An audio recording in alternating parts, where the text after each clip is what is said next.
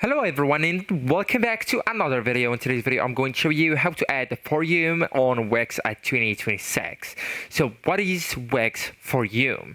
Wix For You lets you create a community where members can ask questions and start discussions, replay, like and follow posts, even earn badges and rules, post images and media, and access members only discussions. Okay, so to add the Wix For You to your site, you will need at first to make sure that you already signed into your account, and then open your site. So you'll need to go drag your mouse and click on My Site option next to the Wix logo, okay, on the top left actually, and then just select and click your site, and it will be forwarded to this page. So you will need to go and click on Design Site option, okay.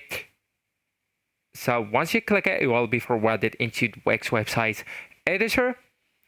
So all you need to do right here is to go ahead with the left hand menu and click on Add Elements, and then just go with Community. So scroll with your mouse, click on Community and look for you. So if you can't see it, you can use the search right here and then just type For You here on the search bar, and after that just go and add to your site job application form, contact form, subscribe form. So actually just go and click on that one per example, go ahead and hold it and drag it into your site and do the same with the others, okay.